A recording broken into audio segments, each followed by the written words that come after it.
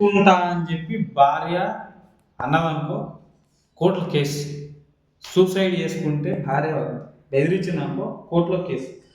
Suicide చేసుకుంటానంటూ భర్తను, అతడి కుటుంబాన్ని భార్య బెదిరించడం క్రూర క్రూర క్రూరత్వం కిందికి వస్తుందని బాంబే హైకోర్టు స్పష్టం చేసింది. భార్య అలా చేస్తే భర్త విడాకులు తీసుకోవడంలో తప్పేం లేదని తేల్చి చెప్పింది. భార్య సూసైడ్ పేరిట తమ కుటుంబాన్ని వేధిస్తోందని ఆరోపిస్తూ ఓ భర్త దిగువ కోర్టులో విడాకులకు అప్లై చేశారు. కోర్టు మంజూరు చేయగా భార్య హైకోర్టుకెళ్లారు. ఆ కేసు విచారణలో ధర్మసనం తాజా వార్తలు చేసింది.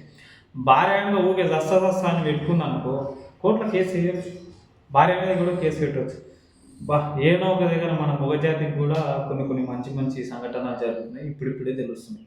ఏంటంటే ఊకే నేను చేస్తా కొంతమంది ఆడవాళ్ళు ఉంటారు కదా, వాళ్ళ కోసం చెప్తున్నా. నేను చేస్తా ఏం చేస్తావు చెప్పు. అత్తతోని నుండి మొగంతో ఇటు నుండి అటు నుండి ఆడు ఏం చేయాలో కూడా అర్థం కాదు. సో అందుకోసం బాంబే హైకోర్టు మాత్రం బాంబు వేసి పడేసింది ఒకటేసారి.